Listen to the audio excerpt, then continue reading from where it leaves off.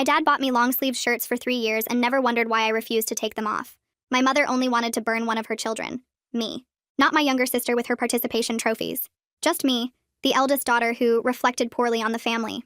When I was 11, we were all doing homework when my dad noticed me flinch while writing. "What's wrong with Sylvia's hand?" Before I could speak, I felt Mom's perfectly manicured nails on my shoulder. "Oh, she touched the stove earlier while helping me cook. Didn't you, honey?" My dad kissed my forehead, completely unaware my own mother was burning me for every little mistake. Every evening at 6:55 p.m., while Dad was getting ready for his night shift, Mom would inspect my assignments with a magnifying glass. 97%, she'd announce that particular evening, her voice tight with disappointment. 3 points from perfect. You know what that means. "But Mom, the teacher said it was excellent." I was cut off by the sound of her lighting the candle. "Hold your hand over it. 30 seconds for each point you missed." My little sister Jasmine's papers got smiley faces and good job stickers for her B's. Mine got inspected for microscopic flaws. "Mom, please, it hurts." "Shh." She pressed a finger to her lips. "Do you hear that? That's Dad's car starting. Unless you want Jasmine to learn about perfection too, you'll be a good girl." I tried to tell my dad indirectly, but I gave signs. "Is it normal for your hands to shake when you write?" I asked him once during breakfast. My mom's laugh was light and practiced. Perfectionist tendencies. I was the same at her age, always pushing herself too hard. By winter, things were falling apart in ways even Mom couldn't hide. I couldn't even sit down without wincing. After a teacher noticed the burns during PE, my punishment was watching the family throw Jasmine a party for her report card, while Mom stayed behind at home with me. That was the first time she introduced what she labeled furnace time, where I stood in front of the living room fire in as little clothes as possible. That was when I stopped fighting. I looked at my scarred hands one morning and didn't see the damage everyone else saw. I saw what Mom had been telling me for years. Imperfect, flawed, deserving of punishment. "You're right," I told her after getting a 99% on my math test. "I'm imperfect. I deserve to burn." For the first time in 2 years, she looked uncertain. "Well, it was only 1 point off." "No, imperfection is imperfection. You were right, Mom." You see, we both knew what would happen if I took it too far. CPS visit, maybe a group home. But I was too obsessed with fixing myself to care anymore. To fight fire with fire, if you will. Lowell. And at school the next day, I got my essay back. 94%. As soon as I got home, I stuck my head into the oven over and over. After the 6th time, my mom was begging me to stop with tears in her eyes. "No, Mom. I'm broken. I was born broken and need to be fixed." It was her words, now being echoed in my mouth. A week later was the academic awards ceremony. I won the Excellence Award, the highest GPA in my grade. Walking to the stage felt like moving through smoke. As I reached up to accept the trophy, my sleeves rode down, revealing extensive scarring up both arms. The principal grabbed my wrist in shock. "It's okay," I said calmly into the mic. "I got a 98 on that test. I deserved it." I believed every word. "Sylvia." Dad's voice cut through everything. He was standing, finally seeing what the long sleeves had hidden, the layers upon layers of scar tissue, systematic patterns of punishment marking every imperfection. Mom rushed the stage like she'd been shot from a cannon. "She's troubled. She does this to herself." Dad's entire face changed as everything clicked at once. Mom yanked on the part of my arm most littered with burns, and suddenly my white shirt was being stained with blood. The last thing I heard before I passed out was Jasmine's voice, high and scared, finally telling the truth. Mom made me watch. She said if I wasn't perfect, I'd be next. I woke up in the hospital to the sound of Dad crying. 3 years, he kept saying. 3 years of scars, and I worked nights through all of it. The social worker's voice was professionally calm, but I could hear the disgust. "Mr. Hayes, she's been systematically abused for approximately 3 years. The scarring patterns indicate escalating punishment methods. If she'd continued this pattern of self-harm belief, we'd be having a very different conversation." Mom played her last card from across the room where an officer was watching her. "He made me do it," she said, voice steady as a snake. "He's obsessed with having perfect daughters." I was protecting her from worse. And as I sat in the hospital room, surrounded by burn cream and bandages, I smiled, because I knew what I had to do to get revenge on Mom and make it right. I lifted my hands first, turning them over slowly under the harsh hospital lights. The bandages wrapped around my arms felt thick and foreign, layer after layer of white gauze covering what 3 years of punishment looked like documented on skin. I counted them without thinking. 1, 2, 3, 4, 5 layers on my left arm, 6 on my right where the burns went deeper. Dad sat in the corner chair with his face buried in his hands, his shoulders shaking every few seconds with sounds I'd never heard him make before. A man in a gray suit stood by the door holding a clipboard, watching us both with careful eyes that took in everything. He had the look of someone who'd seen bad things before, but this was still hitting him hard. "Wayne Rogers," his badge said when he stepped closer. "Social worker." The words on his ID card made my stomach drop because I knew what came next. What had to come next, and there was no going back from here. He cleared his throat and Dad's head snapped up, eyes red and swollen. Wayne's voice came out steady and professional, the kind of calm that didn't match the absolute chaos spinning through my head. I would stay in the hospital for medical treatment while they investigated everything, he explained. Mom wasn't allowed anywhere near me. Not in this building. Not through phone calls. Not through anyone else trying to pass messages. Dad made a choking sound when Wayne mentioned temporary custody arrangements, like the reality of it just punched him in the chest. His face showed everything clicking into place all at once. How bad this really was. How long it had been happening. How completely he'd missed it. 3 years, he said again, his voice cracking on the words. 3 years of scars, and I worked nights through all of it. He kept repeating it like he was trying to make the number make sense, trying to fit 3 years of systematic abuse into the space where he thought everything was fine. I felt anger start bubbling up hot and sharp in my chest because he was there the whole time, just on a different schedule, just tired enough or trusting enough to miss every single sign I tried to give him. Wayne moved closer to Dad's chair and his voice got gentler but firmer. Guilt won't help right now, he said. Cooperation with the investigation will. Dad nodded like a broken toy, his head bobbing up and down while tears kept running down his face. A woman knocked on the door holding a professional camera with a huge flash attachment. Forensic photographer, Wayne told me quietly. She needs to document your injuries for evidence. Do you consent? I said yes immediately, the word coming out stronger than I expected. I wanted pictures that told the truth Mom couldn't talk her way around. Images that showed exactly what perfection cost when you measured it in burned skin. The photographer worked methodically, asking me to hold my arms different ways, to turn so she could capture the marks on my hands, to lift my shirt so she could photograph my back where furnace time left its patterns. I held completely still for each shot, feeling something shift inside me from shame to purpose. These weren't secrets anymore. They were evidence. Through the hospital room window, I could see down the hallway to another room where a police officer sat in a chair outside the door. Wayne noticed me looking and explained that Mom was in that room, under observation, claiming I did all this to myself as some kind of mental health crisis. The disgust that flooded through me was so strong I almost laughed out loud, the sound catching in my throat. Of course she'd try to flip the script when she finally got caught. Of course she'd make herself the victim and me the troubled kid who needed help. My hands clenched into fists under the bandages and the pain that shot through them felt almost grounding. "Where's Jasmine?" I asked, and my voice cracked hard on her name. Wayne's expression softened and he told me she was with a temporary caregiver being kept safe while they arranged her forensic interview. The protective panic that crashed over me was stronger than any pain from my burns, stronger than the anger at Dad, stronger than everything else. I needed to know she was okay, that Mom hadn't gotten to her, that she wasn't being punished for telling the truth. Wayne seemed to read my face because he added quickly that the caregiver was experienced, and Jasmine was physically safe. I exhaled halfway, not quite relief, but close enough. Wayne pulled a chair up next to my bed and sat down with his clipboard balanced on his knee. He asked me to walk him through exactly how the punishments worked, and when I started helping by burning myself. I told him everything in a flat voice that sounded like someone else talking, like I was reading a report instead of describing my own life. The candle timings, I said. 30 seconds for each percentage point missed. The percentage point system where 97 meant 90 seconds over the flame. The furnace sessions where I stood in front of the living room fire in as little clothes as possible. The threats about Jasmine. How Mom said if I wasn't perfect, she'd be next. Wayne wrote it all down without looking shocked or horrified, just steady and thorough, and I watched his pen move across the paper without crying, because I'd cried enough already. Dad made sounds from his chair during some parts, little gasps or groans that he tried to muffle. When I finished, Wayne had filled 3 full pages of notes. Dad's voice came out rough and hesitant, asking Wayne if he could be considered for placement once I was released. He admitted right there that he worked nights to avoid conflict with Mom, that he missed every sign because he was too tired or too trusting or maybe just too willing to believe everything was fine.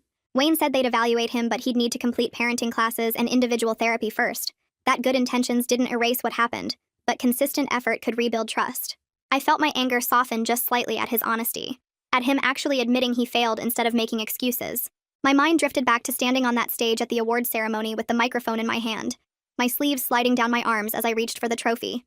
I remembered the entire auditorium going silent as they saw the truth laid out in scar tissue, systematic patterns that couldn't be hidden anymore. The principal's hand on my wrist, the shock on every face, Mom rushing the stage. The realization hit me fresh that a room full of people witnessed my revelation, which meant Mom couldn't claim this was private or exaggerated or something I made up later. There were witnesses, video footage, public documentation of the moment everything came out. Wayne pulled out some papers and started going over the no-contact order being put in place. No phone calls, no messages, no contact through third parties, no showing up anywhere I might be. He asked for my phone so he could block Mom's number and any way she might try to reach me.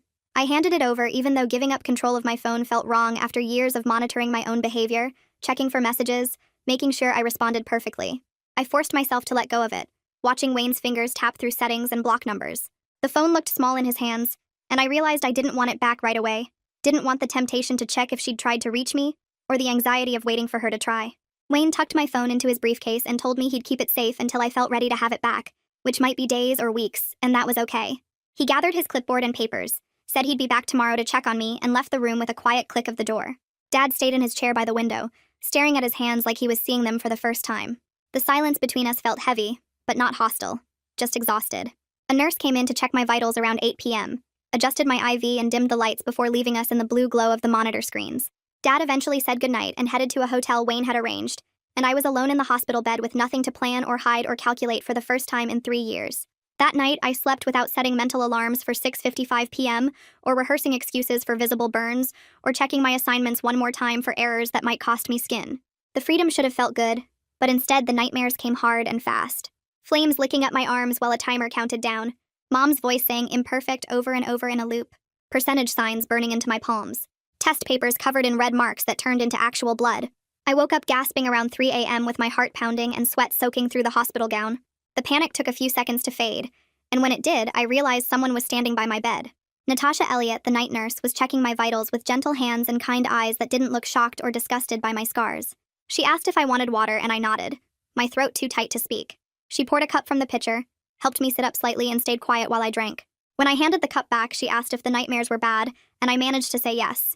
She told me that was normal after trauma, that my brain was processing what happened, and that it would get easier, but it would take time.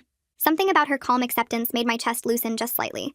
She adjusted my blankets, checked the bandages on my arms, and told me to press the call button if I needed anything before she moved on to her other patients. I lay back down and stared at the ceiling until morning light started filtering through the blinds, too afraid to sleep again, but also too tired to do anything else. On day 3, the school principal called the hospital and asked to speak with Wayne, who came to my room to take the call on speaker so I could hear.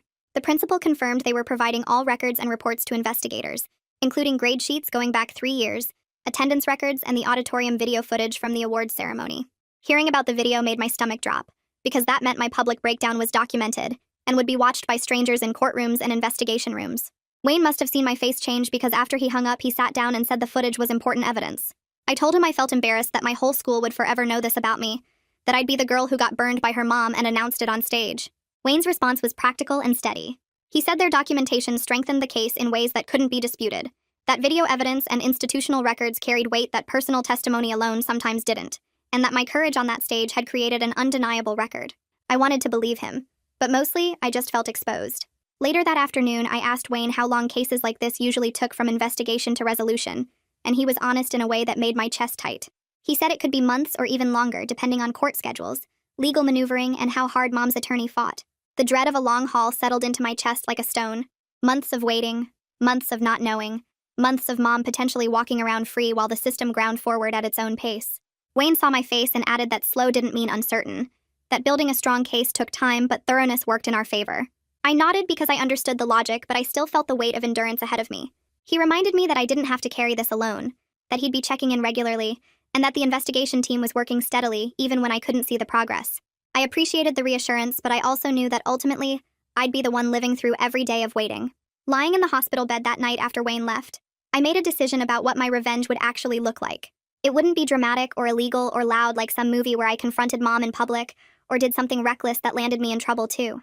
It would be precise and documented and airtight, the kind of case she couldn't talk her way out of or twist with her usual manipulation.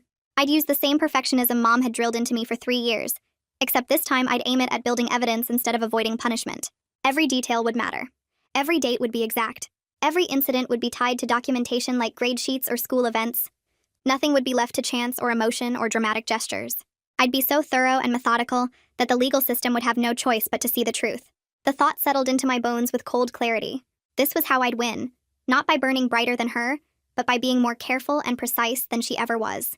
Natasha taught me proper wound care over the next 2 days, showing me how to clean the burns with gentle soap and water, apply the antibiotic cream in thin layers, and wrap the gauze so it stayed secure without cutting off circulation.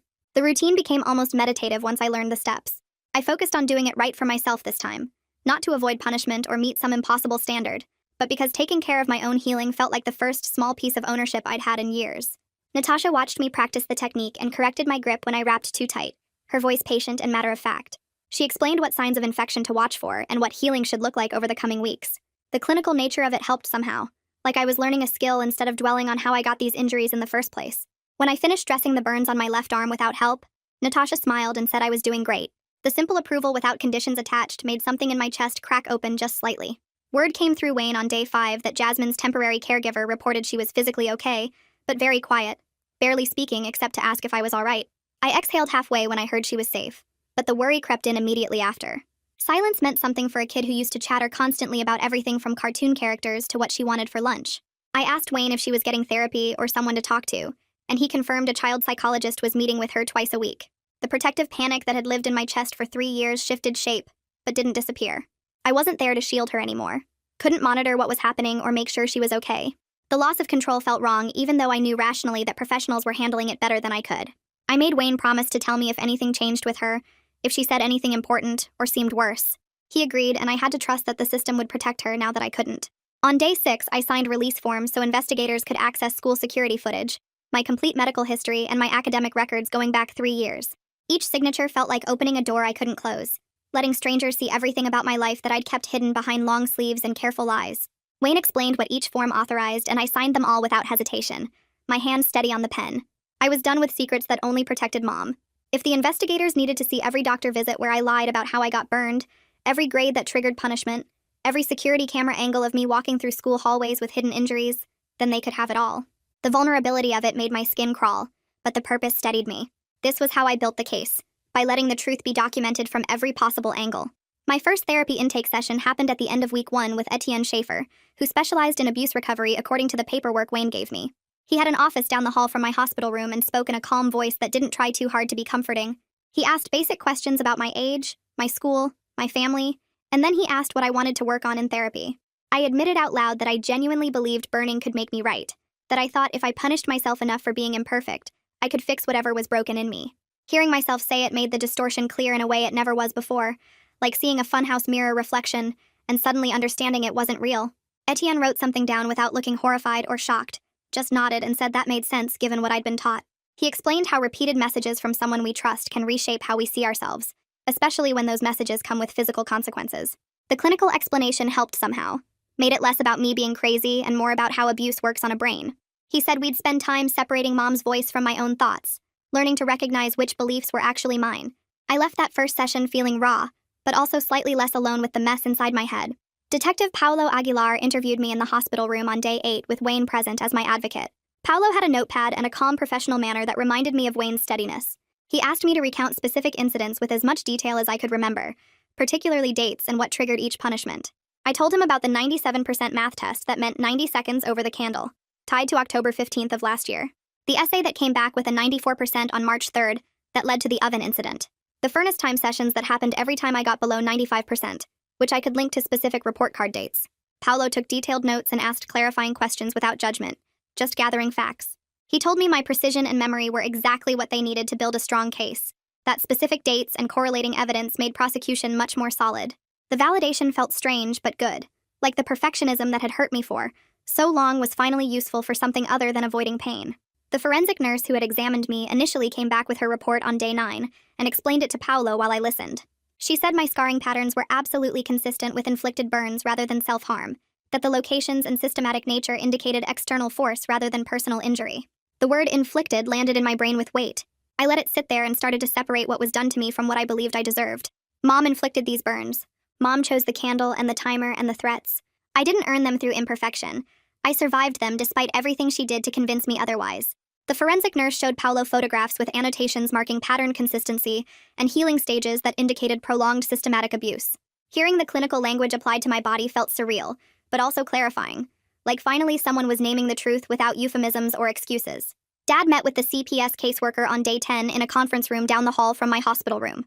Wayne told me afterward that Dad agreed to switch from night shifts to day shifts starting immediately if we got returned to his care. He signed up for parenting classes that begin next week at the community center.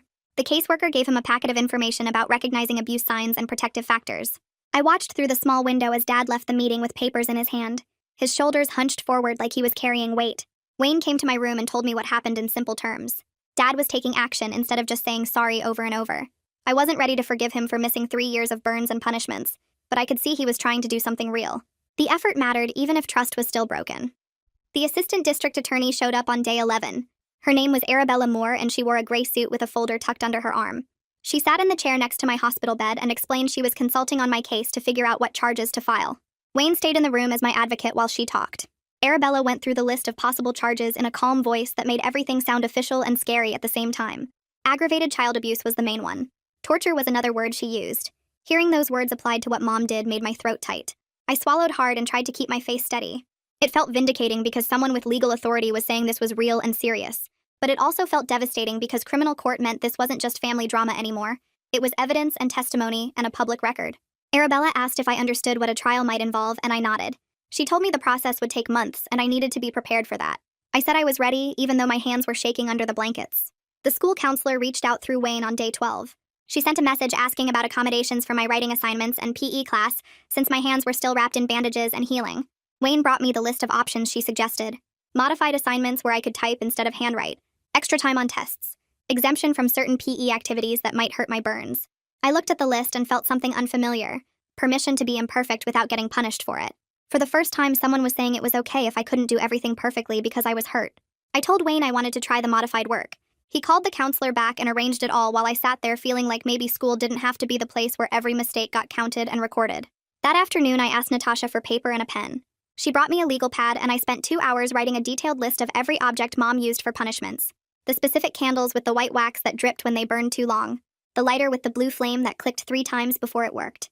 The fireplace set up in our living room where she made me stand for furnace time, including the metal grate and the way she positioned the chair so I couldn't sit down.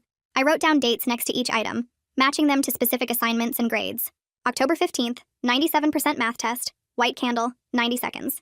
March 3rd, 94% essay, oven incident, 6 times. I included locations too, which drawer held the lighter, which cabinet stored the candles. The methodical calm I felt while writing everything down was familiar. The same careful attention to detail Mom had drilled into me.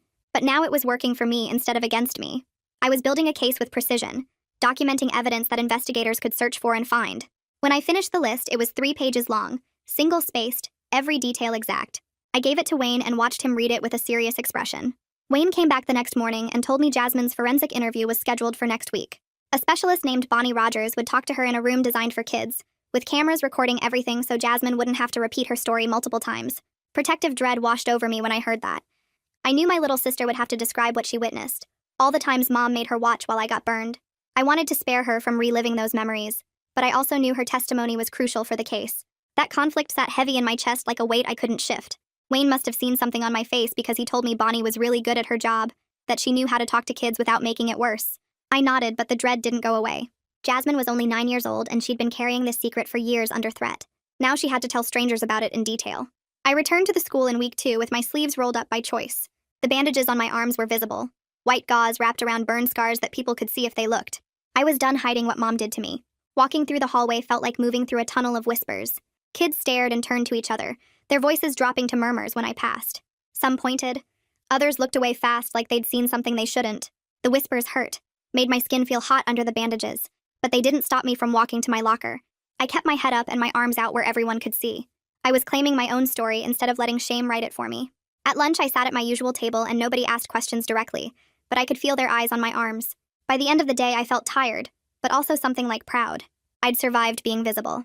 Wayne met with the principal later that week and came to tell me what they discussed. The auditorium video from the award ceremony had been preserved as evidence. The principal confirmed it showed everything. My sleeves sliding down, the scars revealed, me saying into the microphone that I deserved it. I pictured Mom having to watch that video on a screen in front of investigators, or maybe in court, her hearing my voice say, "I got a 98 on that test. I deserved it," while everyone watched the proof of what she'd done. The quiet satisfaction I felt was cold and focused. Nothing like the hot shame I used to carry. This wasn't about drama or revenge that would hurt me too. This was about documentation, about evidence that couldn't be argued away or explained as anything except what it was. In my next therapy session, Etienne challenged the deserve logic that still lived in my head. He had me list Mom's exact phrases on a piece of paper. Imperfection is imperfection. You're broken and need to be fixed. 3 points from perfect means punishment. I wrote them all down in her voice, the way she used to say them with that tight, disappointed tone. Then Etienne had me go through each phrase and identify which thoughts were actually mine versus which ones were hers that I'd learned to repeat. We mapped it out on paper, drawing lines between her words and my beliefs. Seeing it written out like that made the separation possible for the first time. I could see how her voice had become my internal voice, how I'd started punishing myself because she taught me that's what imperfection deserved. Etienne asked me what I actually believed about myself before Mom started the burning. I couldn't remember that version of me clearly, but I could see now that the deserve logic wasn't mine originally. It was installed. Over the next several therapy sessions, I drafted a personal statement for court. Etienne helped me shape it so it would be powerful without being manipulation. I wrote it calm, precise, factual, with dates and descriptions but no big emotional language. I listed the punishment system, the percentage point calculations, the objects used, the threats about Jasmine. I described the furnace time setup and the escalation pattern over 3 years. I included how I started believing the punishments were right, how I began burning myself because I thought I was broken. Etienne read each draft and helped me cut anything that sounded like I was trying to make people feel sorry for me. The goal was truth told clearly, not a performance. By the 5th draft, I had something that felt solid. Reading it out loud didn't make me cry or shake anymore. I felt purpose replaced the need to make this into something dramatic. This was my testimony, my evidence, my part of building the case. Detective Paolo called me on a Tuesday afternoon. He told me they'd executed a search warrant at our house that morning with both Mom and Dad present. They retrieved everything on my list. The candles, still in the kitchen cabinet where I said they'd be. The lighter with the blue flame from the utility drawer. My graded assignments with Mom's notes written in the margins. Comments about points lost and expectations missed. Even the setup she used for furnace time by the living room fireplace. The metal grate and the positioning of furniture. Paolo's voice was steady as he listed each item. When he finished, I felt sick but also proven right. The physical evidence existed exactly where I said it would be. Mom couldn't explain away objects that matched my burns. Couldn't claim I was lying when the candles and lighter and graded papers all supported my story. Paolo told me this was exactly what they needed. That physical evidence made the case much stronger. I thanked him and hung up, then sat on my hospital bed feeling like the careful documentation had worked. The precision Mom taught me was used against her now, and that felt like the coldest form of justice. 2 days later, Wayne called to tell me Jasmine had completed her forensic interview with Bonnie Rogers. He sat down with me in the hospital day room and gave me an age-appropriate summary, his voice careful and measured. Jasmine had disclosed witnessing multiple punishment sessions over the past year. She described watching Mom hold my hand over candles while counting out loud. She confirmed the threats, the exact words Mom used about perfection, and what would happen if Jasmine didn't measure up. Listening to Wayne's summary made my chest feel like it was crushed from 2 directions at once.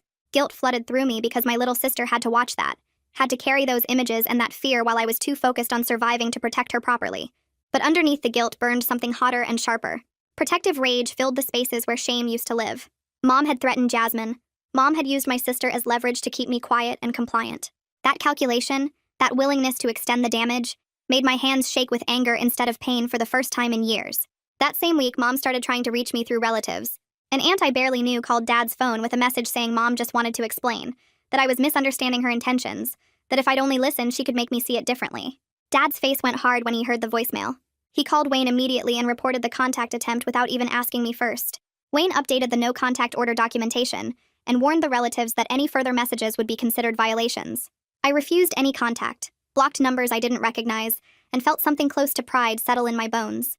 Holding this boundary felt powerful, even though part of me still wanted to believe Mom might actually apologize. That small, hopeful part of me was stupid and I knew it, but it existed anyway, whispering that maybe she'd realize what she'd done and feel sorry. I ignored that voice and focused on the fact that I was saying no to her for the first time in 3 years. The next afternoon, Arabella Moore came to the hospital and sat down across from me with her briefcase and her stern expression. She warned me in a voice that left no room for argument not to post anything on social media or attempt to confront Mom directly. My revenge had to be admissible in court, not explosive or emotional. No dramatic call-out posts, no public accusations beyond what was already witnessed at the award ceremony, no attempts to contact Mom even to tell her off. Arabella explained that anything I did outside proper legal channels could be used against me, could make me look unstable or vindictive, could undermine the careful case we were building. The frustration of being told to stay quiet made my jaw clench. I wanted to scream about what Mom had done, wanted everyone to know, wanted to control the narrative myself. But I swallowed that impulse and redirected the energy into making my documentation even more thorough. I went back to my hospital room and added more details to my timeline, cross-referenced dates with school calendars, made my evidence unshakable instead of loud. A few days after that, Dad texted me photos of a modest 2-bedroom apartment he was touring for our potential placement. The images showed plain white walls, basic appliances, clean but not obsessively spotless spaces. One photo showed a small living room with a couch that had a visible stain on one cushion. Another showed a kitchen with mismatched cabinet handles. I stared at those photos for a long time, noticing what Dad had chosen to show me. He picked a place that was plain and clean but not perfect. No pristine surfaces, no carefully staged perfection, just functional and safe. The fact that he was thinking about what kind of environment would feel comfortable instead of impressive made something in my chest loosen slightly. Trust didn't flood in, but it inched forward a tiny bit. Dad was trying to show me through actions that he understood what mattered now. In my next therapy session, Etienne suggested I start what he called a mistake journal. The concept was simple but felt impossible at first. Log small errors I made each day without any punishment or fixing, just acknowledgement. Write them down, note what happened, and then move on without consequences. I started that same day with a cheap notebook from the hospital gift shop. Spilled juice at breakfast. Forgot to return a library book on time. Mixed up 2 homework problems. Got an answer wrong on a quiz. Each entry felt like touching a hot stove on purpose. That same flinch of anticipated pain. But no punishment came. No candles, no counting, no furnace time. Just words on paper that I could look at later and see that I'd survived imperfection. The act of recording mistakes without consequence created small moments of pride that surprised me. I was building evidence that errors didn't have to mean pain. Back at the school the following week, some classmates cornered me by my locker with questions that felt like knives. What happened to your arms? Did your mom really do that? Is it true you burned yourself? Their voices carried that particular tone of curiosity mixed with horror that made me feel like a spectacle. I answered honestly once, keeping my voice flat and factual. My mother punished me for academic imperfection by burning me over 3 years. Now there's a criminal investigation. That's all I'm going to say about it. Then I set a clear boundary by telling them if they wanted more details, they could ask the school counselor. But I wasn't going to be their trauma entertainment. The assertiveness felt foreign in my mouth, like speaking a language I'd only just learned. But most people backed off after that, and the ones who didn't got redirected by teachers who'd clearly been briefed on the situation. I walked to class feeling shaky but stronger, like I'd claimed some small piece of control over my own story. 3 weeks into the investigation, Paolo called with an update about Mom's defense strategy. Her attorney was claiming cultural perfectionism and high academic standards rather than abuse, trying to frame the whole thing as strict parenting taken too far by an immigrant mother who didn't understand American norms. I felt my lip curl when Paolo explained this because I could see exactly what Mom was doing. This was branding and image management, not actual belief. Mom's punishments were never about teaching or cultural values or helping me succeed. They were about control, about having power over someone smaller and weaker, about feeding whatever broke inside her that needed to hurt me. The cultural perfectionism angle was just another lie, another carefully constructed story designed to make her look sympathetic instead of cruel. I told Paolo exactly that and he wrote it down, noting that my ability to see through the manipulation would be useful in court. The school counselor scheduled a meeting to review my grades history from the past 3 years. We sat in her small office with printouts spread across the desk, laying out the trend lines that showed my performance increasing, while the documented injuries escalated. My GPA went from 3.7 to 3, 9 to 4, 0 over 3 years. My test scores climbed steadily higher, but the medical records showed burns treated at urgent care 3 times, PE excuses for hand injuries 6 times, and the final hospitalization with extensive scarring. The counselor traced the lines with her finger, showing me how the pattern made it undeniable that punishment didn't improve anything. It just hurt me while I succeeded despite the pain, not because of it. Seeing the data from outside my own experience made something click into place. I'd spent years believing the burning was necessary for excellence, that without it I'd fail. But the numbers proved I was excellent on my own, and the burning only added suffering. By mid-October, the preliminary hearing date got set for 6 weeks out. I spent hours with Etienne rehearsing my personal statement until I could deliver it aloud without shaking or crying. We practiced in his office with me sitting in a chair that faced him like he was a judge. I read through the statement over and over, adjusting words that felt too emotional or too flat, finding the exact tone that sounded like I was giving a report instead of performing trauma. The goal was calm competence, factual recitation, controlled delivery. Etienne timed me and gave feedback on my pacing and eye contact.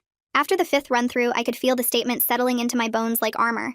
This was my testimony, my evidence, my part of building the case, and I was going to deliver it like the precision instrument Mom had trained me to be. Dad sent me a text with an update after completing his first parenting class. He'd started individual therapy too, and wanted me to know he was learning about emotional awareness and protective factors he'd missed. The text was brief and factual. No dramatic apologies or promises, just information about what he was doing. I read it twice and felt something complicated happen in my chest. I didn't forgive him yet and maybe wouldn't for a long time. But I noticed the consistent effort. The classes attended and therapy sessions completed, and updates sent without being asked. That was more than empty apologies would give me. Action mattered more than words, and Dad was taking action even though it was slow, and the outcome wasn't guaranteed. The supervised visit with Jasmine happened 2 weeks later in a small room at the CPS office with a caseworker sitting in the corner taking notes. Jasmine sat across from me at a table with coloring supplies spread between us, her hands moving a purple crayon in slow circles while she avoided eye contact. I watched her color for a minute before she finally looked up and asked in a small voice if perfection still mattered to me. The question hit harder than I expected, because I could hear the fear underneath it, the worry that maybe I'd become like Mom in some different way. I leaned forward and told her firmly that perfection doesn't matter in our house anymore. Not ever again. And I watched something shift in her expression. She didn't look completely convinced, but her shoulders dropped a little, and she went back to coloring with slightly looser strokes. Sitting there watching her, I realized I was stepping into a role I never had before, being the one who sets the rules and protects, instead of the one who gets hurt. The responsibility felt heavy, but also right in a way I couldn't fully explain. Back at the school the following week, I overheard 2 girls in the bathroom talking about how Mom's attorney was telling people I was unstable and troubled, that the whole thing was being blown out of proportion. The gossip had already spread through mutual acquaintances and reached the school network, and I could feel eyes on me differently in the hallways. My first instinct was to scream and defend myself publicly, to stand up in the cafeteria and tell everyone exactly what Mom did with dates and details. Instead, I remembered what Arabella told me about staying silent and letting the documented evidence speak, so I walked past the bathroom conversation without saying anything. The anger burned hot in my chest, but I channeled it into organizing my case files that night, checking that every piece of evidence was properly labeled and dated. If Mom wanted to play the credibility game, I had 3 years of medical records and forensic photos that didn't care about gossip. The preliminary hearing arrived on a cold morning in late November, with metal detectors at the courthouse entrance, and security officers checking bags. I walked through the detector with Dad beside me and followed Arabella down a hallway to a small courtroom with wooden benches and fluorescent lights. Mom sat at the defense table with her attorney, wearing a navy dress that looked carefully chosen to appear respectable, and I felt my stomach twist when I saw her. I took my seat at the prosecution table and kept my eyes fixed on Judge Valeria Espinoza at the front of the room, refusing to give Mom the satisfaction of eye contact or any visible sign that seeing her affected me. The judge called the hearing to order, and I sat perfectly still with my hands folded on the table, breathing slowly through my nose the way Etienne taught me. Mom tried to catch my eye twice during the opening statements, but I stared straight ahead at the judge, maintaining the boundary I'd set for myself. When Arabella called me to testify, I walked to the witness stand and placed my hand on the Bible for the oath with my scarred fingers visible to everyone in the courtroom. I explained the perfection points burning system in clear detail, describing how 3 points off a test meant 90 seconds holding my hand over a lit candle while Mom counted. I walked through the math of punishment, how every mistake got calculated and every imperfection earned its exact measure of pain. Arabella introduced the forensic photographs on a screen, and I watched the courtroom go still as images of my arms and back appeared in high resolution. Then she played the auditorium video from the awards ceremony, and my voice filled the room saying I got a 98 on that test and deserved it, followed by my recorded statement that I was broken and born broken and needed to be fixed. I watched faces in the gallery react to hearing those words in my own voice. The way the certainty in my tone made it clear I'd believed every word. The defense attorney objected twice during my testimony, but Judge Espinoza overruled both times, and I kept my delivery steady and factual throughout. During cross-examination, the defense attorney stood up and immediately pushed the self-harm narrative, suggesting I was depressed and hurting myself while Mom desperately tried to get me help. He asked if I'd ever been diagnosed with mental health issues, and whether I understood that troubled teens sometimes hurt themselves for attention. I stayed completely calm and waited for him to finish before responding with Mom's exact words, telling him that imperfection is imperfection, and those were her rules. Then I stated clearly that these were her rules, these were my scars, and I could tell him exactly which assignment earned which burn if he wanted the complete list. He tried to interrupt, but I kept talking, explaining that the burn on my left wrist came from a 96 on a history quiz, and the cluster of marks on my right forearm came from a math test, where I got 2 word problems wrong. The precision of my memory seemed to throw him off his strategy, and he sat down after only 10 minutes of cross-examination. Bonnie Rogers' recorded interview with Jasmine got played next, and the entire courtroom went absolutely silent when my little sister's voice came through the speakers. Jasmine described watching me hold my hand over flames while Mom counted out loud, her voice shaking as she explained how Mom told her she'd be next if she wasn't perfect. The recording included Jasmine saying she was scared to tell anyone because Mom said they'd split up the family and it would be her fault. Listening to my sister's testimony made pain and certainty fight in my chest, the guilt of what she witnessed mixing with relief that she finally told the truth. I kept my eyes on the table in front of me and breathed through the urge to cry, knowing that falling apart now wouldn't help anyone. Judge Espinoza took less than 5 minutes to continue the no-contact order without any hesitation, stating clearly that the evidence presented showed a pattern of systematic abuse that required ongoing protection. She set a trial window for 3 months out and outlined the conditions that would remain in place until then. Mom stared at me from across the courtroom during the judge's statement, trying to make eye contact and communicate something I couldn't read. I didn't give it to her, keeping my gaze fixed on Judge Espinoza throughout, and the satisfaction I felt was quiet and sober. This wasn't about victory or celebration. It was about boundaries held and protection maintained. After the hearing, Arabella pulled Dad aside to explain that he'd been granted temporary custody pending full CPS review. The conditions included continued therapy for both of us, regular home checks every 2 weeks, and mandatory completion of all parenting classes before the arrangement could become permanent. Dad nodded through each requirement and signed the paperwork without hesitation. The relief I felt was complicated, threaded through with caution and conditions, but it was still relief because I wasn't going to a group home. We'd be living together in his new apartment with rules and oversight, but we'd be together. Move-in day happened the following Saturday with Dad's truck parked outside a modest apartment building on the east side of town. I carried boxes up 2 flights of stairs and chose the smaller bedroom that had a window facing the parking lot. The room had cream-colored walls with a small paint drip near the ceiling that the previous tenant had left unfixed, and I deliberately decided not to ask Dad to cover it. Leaving that imperfection visible in my space felt like quiet defiance, a small way of practicing the freedom to accept things that weren't perfect. I unpacked my clothes into the closet and arranged my desk without obsessing over exact angles, letting books sit slightly crooked and papers stack unevenly. Each small act of accepting messiness felt like reclaiming something Mom had taken. Therapy with Etienne deepened over the next few sessions as we worked on identifying specific triggers that sent me into panic mode. We made a list together, writing down open flames, grades marked in red pen, and clocks showing 6:55 p.m. as the big ones. I started tracking my reactions in the mistake journal whenever I encountered a trigger, noting what happened and how long it took me to calm down. Etienne explained that naming triggers helped me predict and manage them instead of being caught off guard by sudden panic. The tracking became another form of precision, but this time it was precision that served my healing instead of my punishment. I could see patterns forming in my responses, and that visibility gave me a sense of control I hadn't felt in years. 3 days later, Detective Paolo called my cell while I was doing homework at the kitchen table and told me Mom had violated the no-contact order. A relative I barely knew, some second cousin on her side, sent me a Facebook message saying Mom just wanted to meet and talk things through. I forwarded the screenshot to Paolo immediately, and he explained this actually helped the case because it showed Mom couldn't follow court orders even with criminal charges pending. My anger shifted from hot and scattered to focused and useful, like I finally had a tool that did something instead of just burning through me. Paolo logged the violation in his report and copied Arabella so she could use it for the upcoming bail review hearing. The next week, I sat in Arabella's office going over my victim impact statement line by line, and she coached me on keeping my tone measured instead of emotional. I practiced reading it out loud while she timed me and made notes about pacing. The work felt like channeling Mom's perfectionism into something that served justice instead of control, using precision as a weapon rather than a punishment.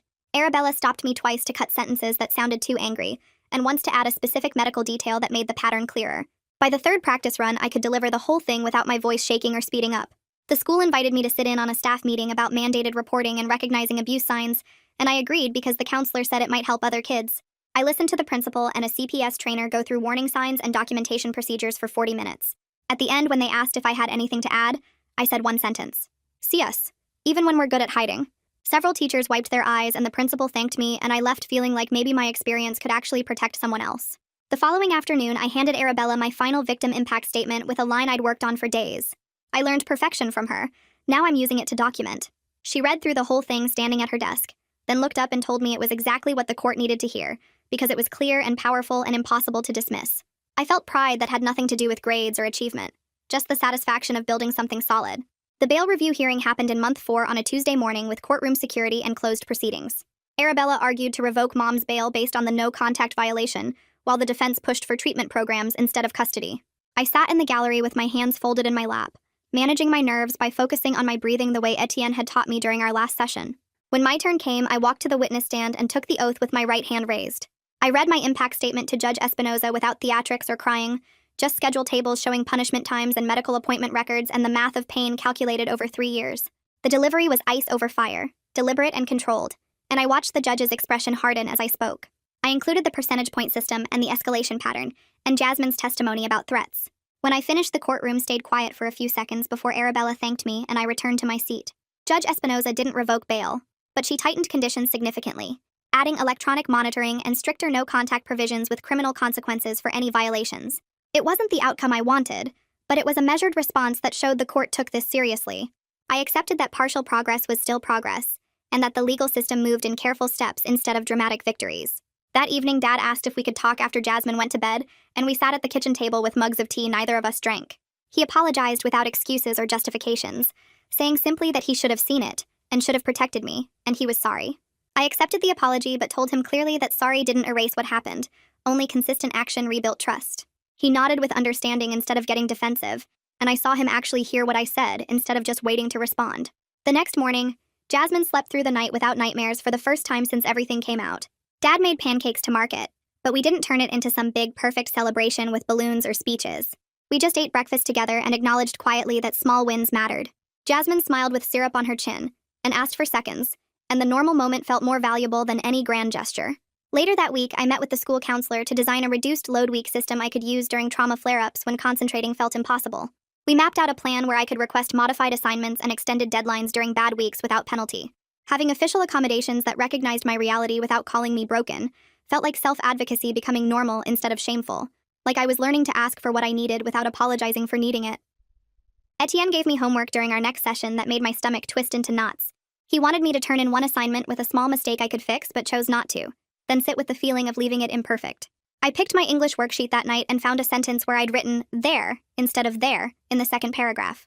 My hand hovered over it with my pen ready to fix it for probably 5 minutes straight. The urge to correct it felt like an itch I couldn't scratch, like something crawling under my skin that needed to be made right. I forced myself to close the folder and walk away from my desk. The anxiety followed me around the apartment that whole evening, this buzzing electric feeling in my chest that kept telling me to go back and fix it. I didn't sleep well that night because I kept thinking about that one wrong word sitting in my folder. But the next morning, when I handed in the worksheet with the error still there, I felt this weird, edgy pride that I'd survived the discomfort without giving in. It wasn't the same as the satisfaction of getting everything perfect, but it was something new, something that felt like it belonged to me instead of Mom. The following week, I got my math test back with a 94 marked at the top in red pen. One of my answers was smudged where my hand had dragged across the pencil marks, and the partial credit made the problem only half right. My first instinct hit me like a reflex. This immediate need to ask the teacher for a retake, or at least to explain what I meant before the smudge happened. I stood up from my desk with the paper in my hand, ready to walk to the front of the room. Then I stopped myself halfway out of my seat and sat back down. I looked at that smudged answer and the points I'd lost, and I made myself keep the paper exactly as it was. I slid it into my folder right behind the English worksheet with the wrong word, and the two imperfect assignments sat there together like proof of something. The muscle memory of accepting the mistake instead of fighting it felt completely new, like learning to write with my other hand. It was uncomfortable and wrong, but also kind of amazing because I was choosing it instead of having it forced on me. Arabella called Dad's phone a few days later with an update on the legal timeline. She put it on speaker so I could hear too, and her voice came through clear and professional like always. The trial date was likely still months away because the court calendar was packed and both sides were still exchanging evidence. She said a plea deal was possible if Mom's attorney wanted to negotiate, but nothing was locked in or guaranteed with the legal system. I felt this heavy patience settle into my chest as she talked, the understanding that justice moved slowly, and I couldn't speed it up no matter how much I wanted to. The only thing I could actually control was my own healing, not the timeline of courts and lawyers and paperwork. Dad thanked her for the update and we hung up, and I went back to my homework without the usual spike of anger about waiting. Learning to sit with uncertainty without trying to force an outcome felt like another small piece of progress. That weekend, I drafted a letter for the court's pre-sentence packet that would get used whether Mom took a plea deal or got convicted after a trial. I wrote it on my laptop at the kitchen table with Dad making dinner in the background. The letter laid out specific incidents with dates and described how the punishments affected my daily life and my ability to trust people. I kept my tone factual and clear without trying to make it sound dramatic or overly emotional. Having it prepared without being attached to which path the case would take felt like thinking ahead in a mature way instead of just reacting to whatever happened. I emailed it to Arabella when I finished, and she responded within an hour saying it was exactly the right approach and she'd include it in the packet. The practical planning gave me something to do with my hands and my brain that felt useful instead of just waiting around. A few nights later, Dad and I sat down together after Jasmine went to bed, and we wrote house rules on notebook paper. We came up with things like, mistakes are for learning, and grades don't determine worth, and asking for help is being strong, not weak.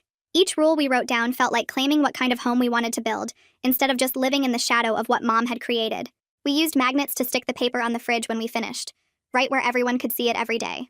Taking ownership of our space and deciding together what values mattered felt like building something completely new from the ground up. Dad's handwriting was messier than mine on the list, and normally that would have bothered me, but I left it alone because the imperfection made it feel more real and honest. Jasmine cornered me in the hallway the next afternoon with her arms wrapped around herself and her voice small and worried.